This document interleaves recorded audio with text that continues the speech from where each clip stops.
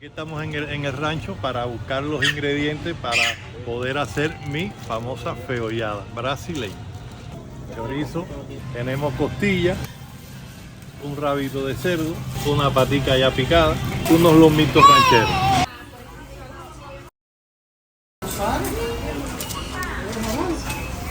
Ella, ¿cómo se siente? Vaya, ni te voy a contestar. Bueno, familia, ya llegamos del supermercado, ya le fui más o menos diciéndole los ingredientes que vamos a utilizar. Algunos los tenía en casa, otros los compramos.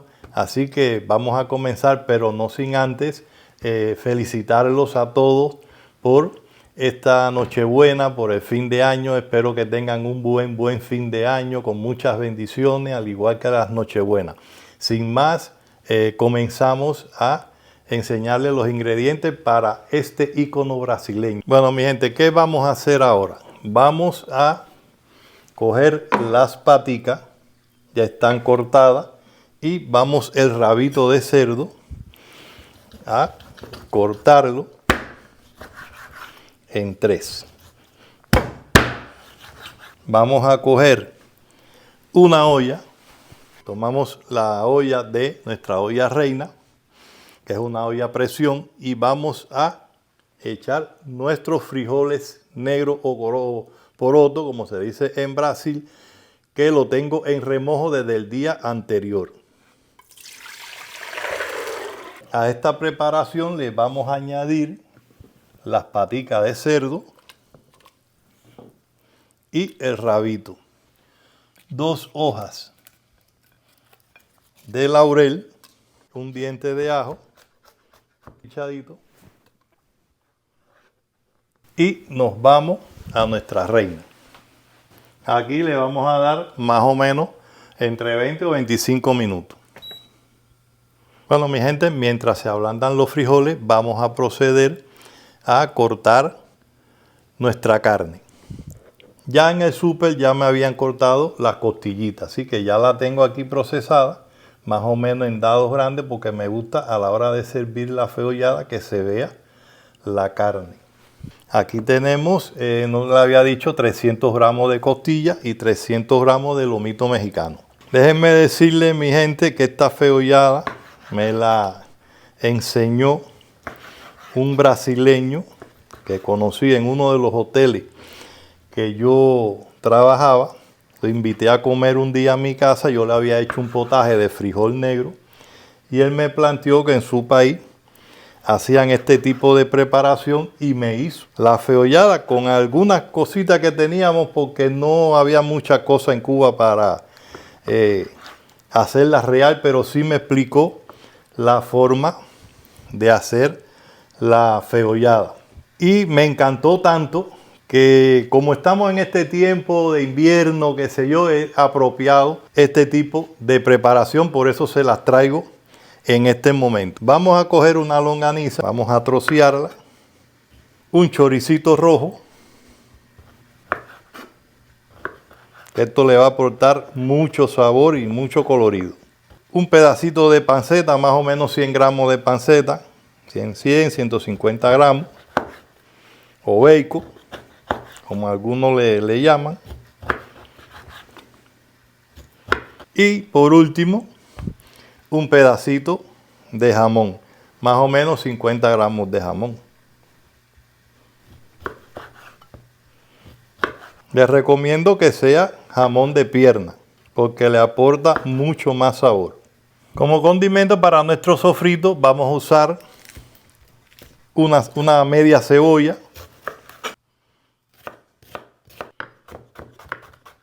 un cuarto de pimiento rojo,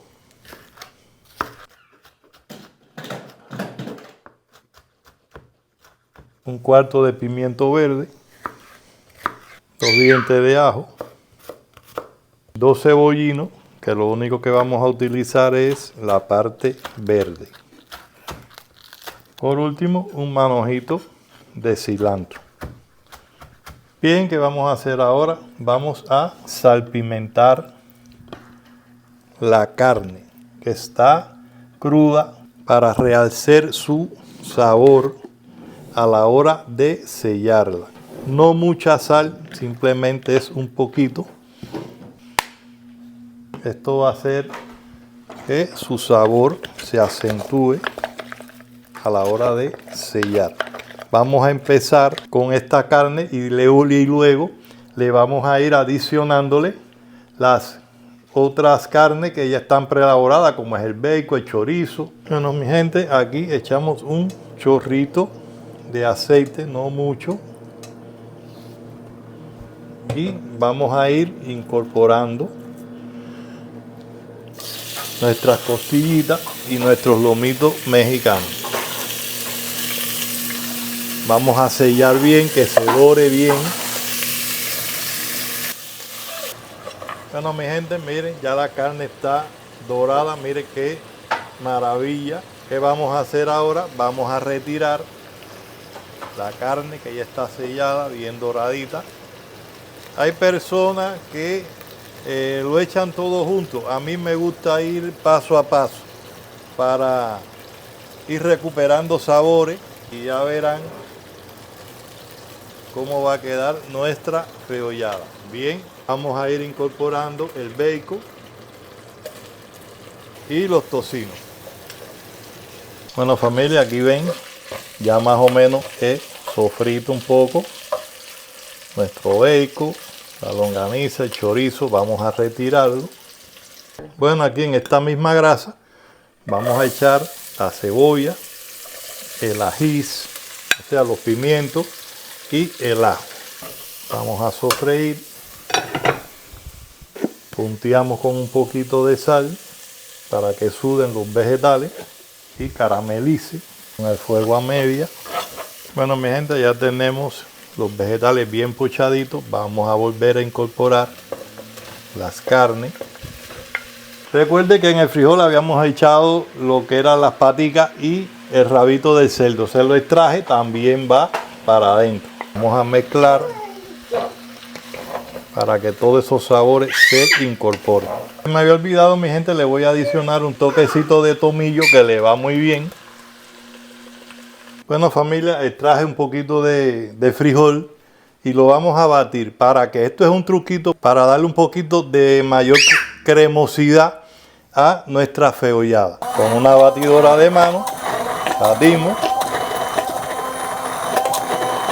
Bueno, como ven, ya aquí he rehogado bastante con el sofritico que le hice, las carnes. Ya hay un olor en esta cocina que vaya, que si no se lo imaginan. Vamos a incorporarle ahora el frijol.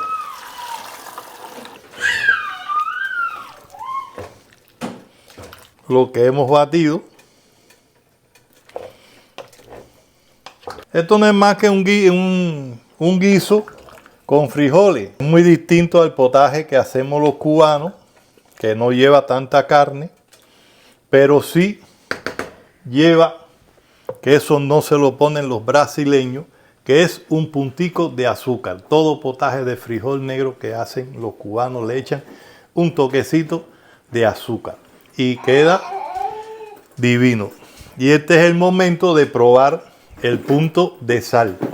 Bueno, como ven, ya hemos rectificado el punto de sal. Le hemos agregado una cucharadita de azúcar. Puede ser blanca, puede ser morena, la de su preferencia, la que más le guste. ¿Y qué vamos a hacer ahora? Vamos a tapar y vamos a poner el fuego a medio alto y vamos a darle 30 minutos. Y vamos a ir removiendo de vez en vez para que no se nos pegue en el fondo. Bueno, familia, hoy voy a complacer a muchos de ustedes que me han escrito en su comentario queriendo conocer un poco cómo yo pasé mi adolescencia, mi niñez en una Cuba dictatorial.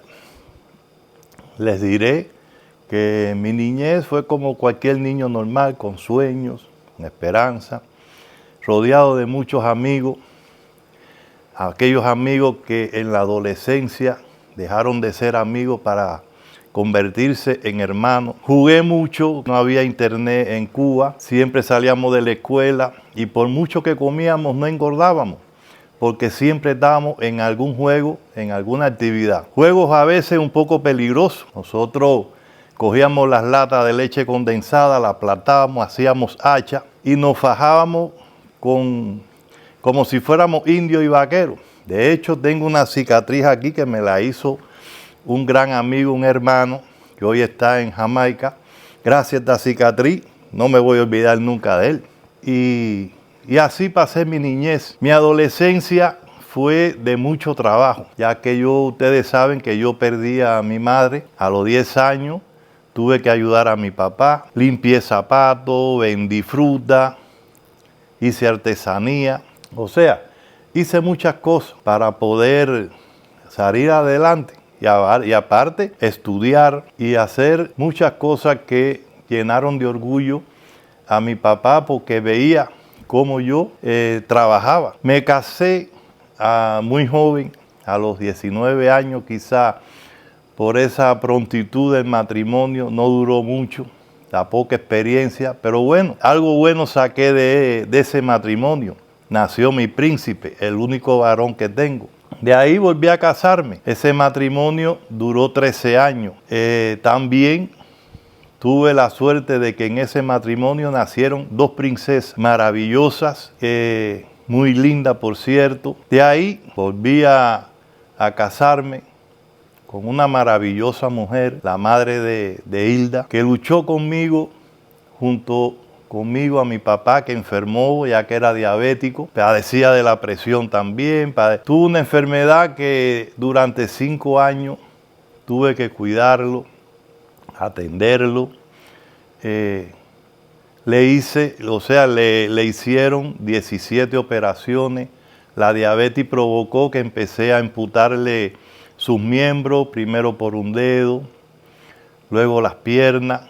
Mis vacaciones, le diré, que eran para cuidarlo a él en el hospital. Él no quería que yo me separara de su lado. Y así lo hice. Mi esposa me llevaba la comida, mi hermana el almuerzo, y yo eran 15, 20 días en el hospital con él sin salir del hospital. Gracias a esa gran mujer, a la madre de Hilda, que me ayudó mucho a echar para adelante. Yo tenía que salir de mi trabajo, ponerme a criar unos animalitos, de ahí poderme hacer trabajos particulares. Mi esposa igual salía del trabajo, se adelantaba la comida, se ponía a arreglar uñas, hacíamos duro frío, atendíamos a Hilda, atendíamos a mi papá. O sea que fue una vida de mucho trabajo, de mucha entrega hacia mi papá, hacia Hilda, para que no le faltara de nada. Ya ustedes saben la escasez que siempre ha prevalecido en Cuba. Por desgracia no pude ver el nacimiento de mi hija, ya que cuando ella nació yo estaba cuidando a mi papá en el hospital, que le estaban amputando una de sus piernas. Pude verla a los 2 días de nacido. Por eso ustedes ven que yo con mi nieto no me separo de él. Y es la vida mía, ese güerito. Y como les digo, gracias a esa gran mujer, a esa madre de Hilda, gran madre, que por eso, mi gente, yo digo que Dios, cuando hizo al hombre primero, para en la mujer corregir los errores. Para mí la mujer es el ser perfecto. Dicen que no hay nada perfecto. Yo creo que sí. Yo creo que la mujer es el ser perfecto de este mundo. Inclusive sus lágrimas, que a veces uno piensa que es su debilidad, es su fuerza. Ejemplo de mujer, la mujer cubana, que es la que hoy en día está luchando por darle una mejor vida a sus hijos. No sé dónde están los hombres cubanos, pero sí la mujer cubana está dando el frente, el pecho, para que sus hijos tengan una mejor vida en esa tierra maravillosa. Como les digo, mi gente, mi vida ha sido eso, una vida llena de sueños irrealizables, porque en Cuba no se pueden realizar los sueños de esperanza, siempre pensando en un cambio que nunca llegó. Y hoy me encuentro aquí en Estados Unidos con mi hija, gracias a ella, ayudándola a que ella sí pueda cumplir su sueño, todo lo que ella se proponga, ya que los míos se quedaron en Cuba. Trataré de aquí hacer algo, o sea, cumplir parte de aquello que pensé hacer en Cuba que nunca hice. Pero sí quisiera que todos mis hijos estuvieran aquí, yo poder ayudar a que cumplan sus sueños en esta tierra maravillosa de libertad. Vi partir a mis amigos, a mis hermanos, porque ya cuando uno llega a la adolescencia con aquellos amigos que te vieron nacer, que jugamos juntos, que tocamos guitarra, que cantamos, dejaron de ser amigos en la adolescencia para convertirse en hermanos. Lo vi partir, me dolió cada vez que partían. Yo creo que fui uno de los últimos que partió de esa maravillosa isla. Siempre nos escribimos, nos extrañamos, porque es así. Y bueno, mi gente, creo que con este breve esbozo de mi vida, de cómo yo cuidé a mi viejo con la ayuda de esa gran mujer que sin ella quizás no hubiese podido. Bueno, mi gente, hasta aquí este breve comentario de parte de mi vida para que me vayan conociendo al abuelo cubano. Vamos a ver cómo nos ha quedado esa maravillosa feollada brasileña. Bueno, ya casi está nuestra feollada. 5 minutos antes de bajarla del fuego, vamos a incorporarle el cilantro y el cebollino que habíamos reservado. Vemos. Miren qué cremosa ha quedado nuestra feollada. Bueno, familia, como ven, aquí ya tenemos nuestra deliciosa feollada brasileña. Muy exquisita quedó. Bueno, como ven mi gente, aquí el plato ya servido con su guarnición de arroz blanco. Y como todo cubano, y a mi hija le encanta cualquier tipo de frijol, pero debe tener su huevito frito. Me faltó el platanito maduro frito, tenía un plátano, no sé qué se me hizo. Pero bueno, ya ahí tienen nuestra feollada brasileña. Bueno, familia, hasta aquí esta feollada. Espero que le haya gustado este modo de hacer el frijol negro. Es un icono brasileño muy sabroso. Se lo recomiendo para esta temporada de invierno. Espero que se suscriban, me den su like, activen la campanita para que les lleguen las notificaciones, para que así puedan ver nuevas recetas perdidas en el tiempo del abuelo cubano.